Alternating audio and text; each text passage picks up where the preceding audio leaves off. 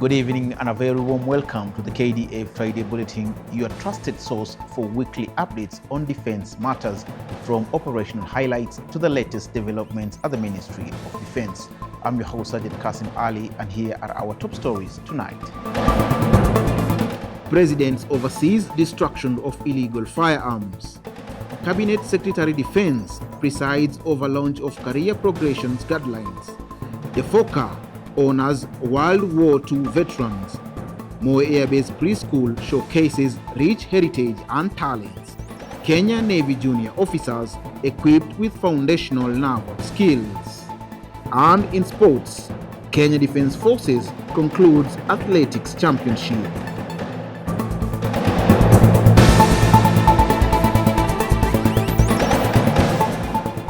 On to our first story tonight. His Excellency Honorable William Ruto, President of the Republic of Kenya and the Commander-in-Chief of the Defense Forces, presided over the destruction of over 6,000 illegal firearms in Ngong, Kajiado County.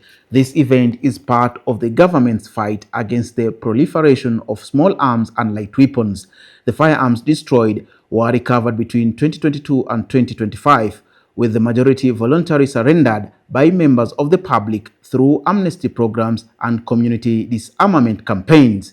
A significant number was also recovered through targeted security operations.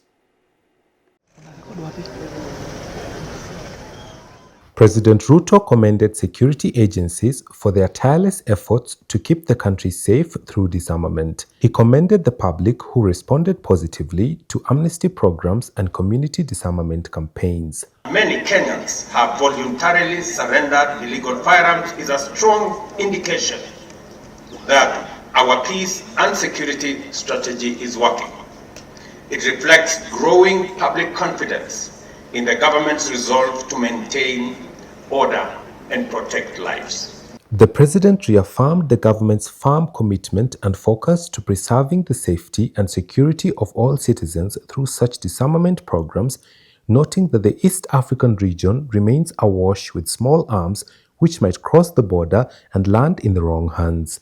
He urged responsibility and accountability for all government-issued firearms in use by state agencies such as the KDF and the National Police Service. I direct all state agencies that are custodians of government-issued firearms to uphold strict accountability and ensure proper management and control of firearms under their charge.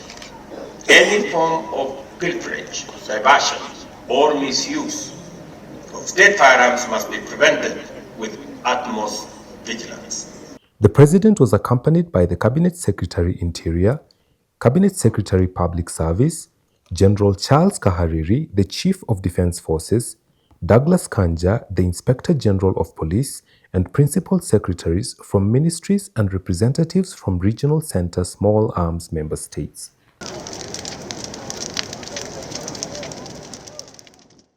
Honorable Soipan Tuya, the Cabinet Secretary for Defense, led the Ministry of Defense in launching the first ever career progression guidelines for civilian staff. These guidelines establish a transformative framework designed to promote professionalism, fairness, and structure career growth within the civilian sector of the Kenya Defense Forces. Take a look. The newly launched guidelines establish clear job descriptions, grading systems, and promotion criteria based strictly on merit and performance. Honorable Soipan Tuya underscored the importance of the initiative, aligning it with the forthcoming Defense Civilian Staff Policy, currently in its final phase of public participation. We are playing a very critical role in this security sector that ensures that our borders are protected and Kenyans are safe. And we recognize and appreciate that support. And with the policy underway, we are going to see a more seamless, enhanced cooperation between the uniform and non-uniform staff, because indeed we are serving, or we are operating within the same units. Dr. Patrick Mariru, the Principal Secretary, described the moment as both historic and purposeful. He affirmed commitment to recognizing and supporting civilian personnel who form the backbone of the ministry's operations. The launch of the career progression guidelines represents more than just a policy step. It is a culmination of a deliberate and inclusive process aimed at addressing a long-standing gap. For years, many of our civilian staff served with loyalty and competence, yet without a clear framework for advancement. Major General Fatuma Ahmed, the Commander Kenya Air Force, congratulated all those involved in bringing the vision to life and recognized the indispensable contributions of civilian staff to the Kenya Air Force. The career progression guidelines provides a robust framework that recognizes the value of non-uniform personnel in the Kenyan Defense Forces system. It introduces structured growth pathways, encourages performance excellence, and institutionalizes mechanisms for fair and merit-based advancement. The guidelines will take immediate effect, beginning with 5 specialized cadres, ensuring all eligible officers transition smoothly into the new framework with a firm assurance that no one is left behind.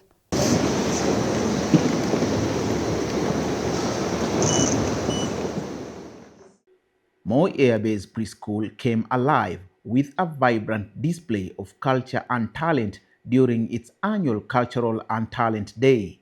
Major General Fatuma Ahmed, the commander of the Kenya Air Force, served as the chief guest of the event, celebrating the rich heritage and talents of the young learners.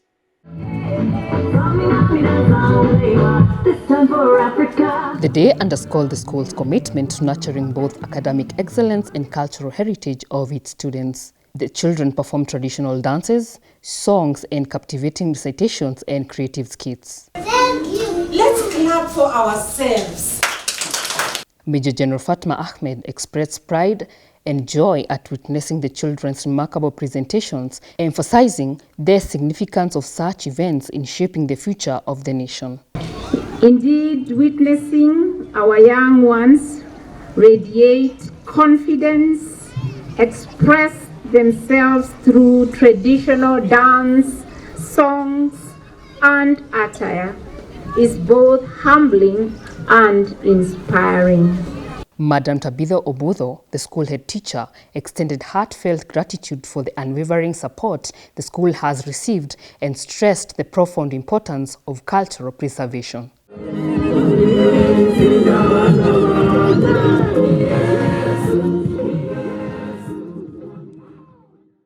Major General Paul Otieno, the Commander Kenya Navy, presided over the graduation ceremony for the Kenya Navy Junior Officers Course Conversion Class 30 of 2024 at the Kenya Naval Training College grounds in Mtongwe, Mombasa County. The course provided essential initial naval training for the Kenya Navy officers following their graduation from the Kenya Military Academy, equipping them with foundational naval knowledge and operational skills crucial for the maritime environment.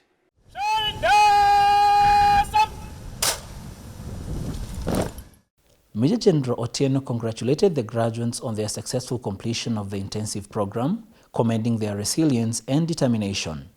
He highlighted that the course is a transformative experience, shaping participants into capable naval officers who embody the 3 core principles defining naval officer: professional excellence, unwavering discipline, and courage in the face of adversity. And encourage all of you, there's no one department that is superior to the other. So in whichever department that you have been categorized into, your target is to excel. Your target is to develop yourself into an excellent officer. So do not be discouraged by whichever department that you've been categorized in. Us, in terms of developing you as leaders, will look at you with the same lens and will provide you with the necessary trainings to develop your character and mold you into a leader of the future. Colonel Benson Karwembo, the Commandant, Kenya Naval Training College, urged the graduates to carry out their duties with diligence and integrity, welcoming them into the Kenya Navy fraternity and emphasizing their possession of the foundational knowledge and skills for effective service. Brigadier Joachim Mwamburi, the Managing Director of the Defense Forces All Comrades Association, DEFOCA, led a team of DEFOCA officials in commemorating 80 years since World War II during a Kenya Veterans Medal ceremony in Kisumu County. He commended DEFOCA for its efforts in researching, identifying, and honoring Kenyan World War II veterans, as well as organizing the recognition ceremony. He urged veterans caretaker to safeguard the medals as lasting symbols of the veterans' dedicated service and sacrifice during the war. The managing director acknowledged the British government for its continued support and welfare assistance to the veterans, which he said has played a vital role in ensuring their well-being and safety. Representing the British government, Brigadier Ollie Brandt, the defense advisor at the United Kingdom High Commission, paid tribute to the veterans for their service alongside the British Army during World War II, noting that their contributions earned them global recognition. The British government reaffirmed its ongoing commitment to honoring and supporting Kenyan veterans who served in the British forces during World War II. This includes continued collaboration with DEFOCA and other veteran welfare initiatives to provide healthcare support, financial assistance, and opportunities to preserve the legacy of their service. Kenyan troops serving under the United Nations Organization Stabilization Mission in the Democratic Republic of Congo, MONUSCO, joined hands with fellow peacekeepers and local residents to mark World Environment Day with a tree planting exercise at Matembo Primary School and the Force Intervention Brigade headquarters. The event, led by Brigadier Richard Chegonapanja, the Force Intervention Brigade commander, saw the planting of numerous fruits and ornamental tree seedlings in a bid to promote environmental conservation and support the global call to restore degraded ecosystems. Brigadier Richard Chegonapanja underscored the importance of environmental sustainability as a pillar of restoration. He noted that tree planting is more than a symbolic gesture. It is a lasting investment in peace, health, and prosperity. He amplified the call to combat plastic pollution as part of broader efforts to create a cleaner environment. The Kenyan contingent joined MONUSCO officials, peacekeepers from various troop contributing countries, members of the local community, representatives of local security forces, and administrative officials in a coordinated effort to improve Beni Town's hygiene and environmental standards. Back home, residents of Chemolingot, Baringo County, joined hands with security personnel, students, civil society, and government officials to mark World Environmental Day through a town cleanup and environmental sensitization campaign led by the Kenya Defense Forces under Operation Maliza Uhalifu. The event began with a procession through the town, bringing together the community in a show of unity and commitment to environmental responsibility. Participants swept streets, cleared drainage channels, cleared roadside bushes, and collected litter before converging at Michuki grounds for a public engagement forum.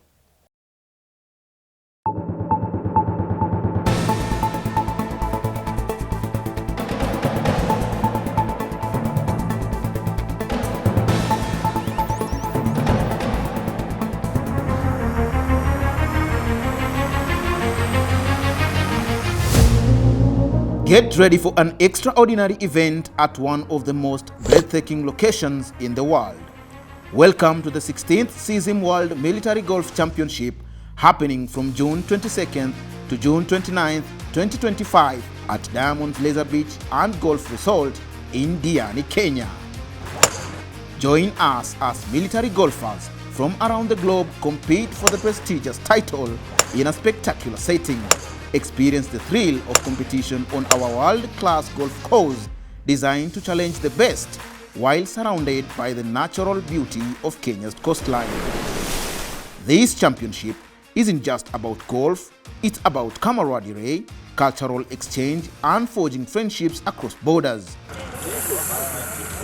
Witness the spirit of sportsmanship as military personnel unite for a week of competition and connection. Mark your calendars, June 22nd to June 29th, 2025, the 16th CISM World Military Golf Championship at Diamond's Leisure Beach and Golf Resort.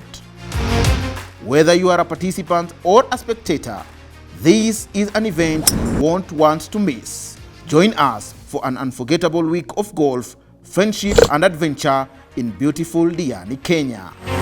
16th CISM Golf Championship. Friendship through sport. For sponsorship and support, email us through cismkenya@mod.go.ke.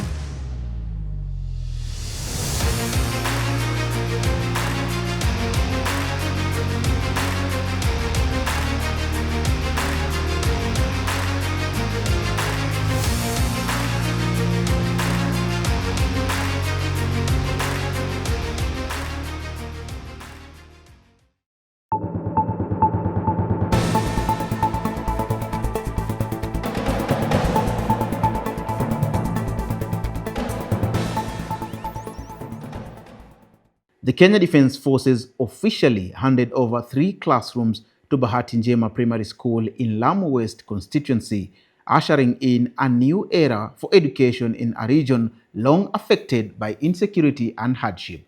The classrooms, which were built under Kenya Defence Forces Civil Military Cooperation Program with support from the Lamu County Government, stands as beacons of resilience, opportunity, and brighter future for the children of Lamu. Colonel Christopher Boyd described the initiative as a powerful symbol of how security and development must go hand in hand with education. Mambo ya security inaenda pamoja na maendeleo. Bila security hakuna nini? Hakuna maendeleo. So ningependa kuwashukuru pia because nyinyi mmekuwa ni watu wa kujali mambo ya security. Kama kuna jambo mnatueleza na tuko na commanding officer anakuja hapa anaangalia kama kuna shida. Kasim Athman Mohamed, the Chief of Devolution at the County Government of Lamu, lauded the Kenya Defence Forces for their unwavering commitment to community welfare, noting that their service extends far beyond conventional security roles. KDF wanakuja kutuletea mjengo mzuri, miundombinu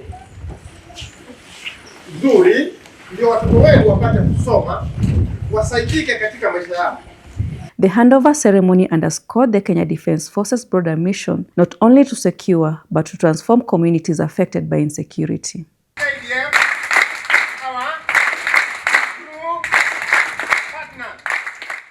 Kenyan peacekeepers deployed under the United Nations Organization Stabilization Mission, MONUSCO, in the Mavavi recently took part in the blood donation drive organized by the Force Intervention Brigade to support local hospitals in addressing the shortage in their blood banks. The Kenyan Quick Reaction Force, operating under the MONUSCO, joined the humanitarian effort to assist medical facilities in North Kivu, a region often strained by conflict-related emergencies. Lieutenant Colonel Simon Seda, the Kenya Quick Reaction Force commander, said the initiative aligns with MONUSCO's mandate to protect civilians and support local communities. The mission's goal includes stabilizing Eastern DRC, and such acts of solidarity help strengthen relations between peacekeepers and the local population. Local health authorities welcomed the support, noting that it will significantly boost the emergency response capacity. The Kenya Defence Forces troops operating in Elwak conducted a joint civil-military cooperation and key leadership engagement activity at Iresuki settlement. The event aimed to strengthen the positive relationship between security forces and the local community, fostering unity and mutual support in the ongoing efforts to pacify the Iresuki Triangle.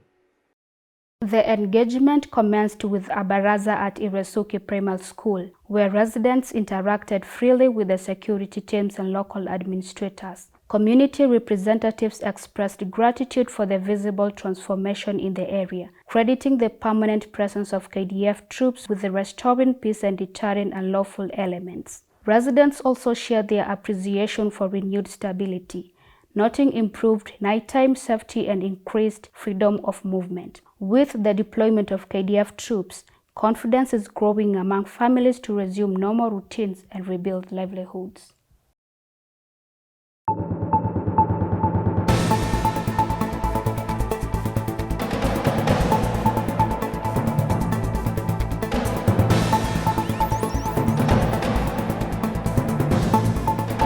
And in sports, the 45th edition of the Kenya Defence Forces Athletics Championship came to a thrilling end at the Ulinzi Sports Complex, Lang'ata, with new champions crowned in an event graced by Honorable Soipantuya, the Cabinet Secretary for Defence. Isiolo team emerged overall winners, dethroning defending champions Moi Air Base with a haul of 12 gold, 4 silver and 5 bronze medals.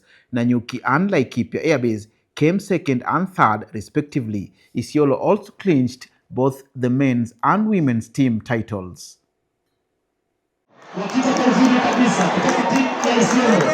Honorable Saipan Tuya hailed the athletes' discipline and spirit, expressing confidence that KDF will retain its national title later this month. To those selected to represent the Kenya Defence Forces team, I am confident that you will not only retain the national title, but also earn a place in the national athletics team for the upcoming World Athletics Championships scheduled to take place in September this year in Tokyo, Japan. General Charles Kahariri, the Chief of the Defence Forces, praised the athletes' exemplary performance, discipline and sportsmanship.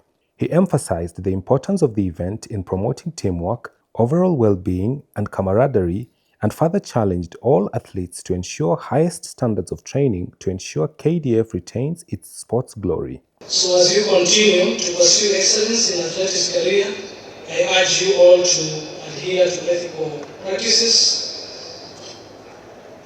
Doping in all its form is not part of our ethics. And therefore, I urge you to consistently uphold values of fair play, integrity, and respect. Track action saw standout performances with Senior Private George Manangoi winning the men's 5,000 meters in a personal best, while World Military Games champion Simon Koech took gold in the 3,000 meters steeplechase. In the women's 10,000 meters, last year New York Marathon winner Corporal Sheila Chepkirui dominated, with Sergeant Jocelyn Jepkosgei securing her second medal of the meet. Sprints saw Senior Private Mercy Okech shine again, defending her titles in the 100 meters, 200 meters and 400 meters. Corporal Weissman Were and Corporal Zablon Ekwam also retained their crowns. Field highlights included Senior Private Martha Nyabuto breaking the women's triple jump record and solid wins in shot put and discus. Gilgil overpowered Mtongwe in the tug-of-war finals. 17 teams competed and the top athletes have now earned spots to represent KDF at the upcoming national championships on June 26th, a gateway to the World Championships in Tokyo this September.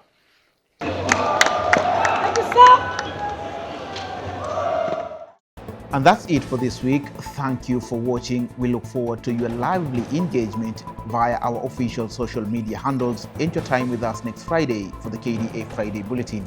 I have been your host, Sergeant Kasim Ali. Goodbye and be blessed.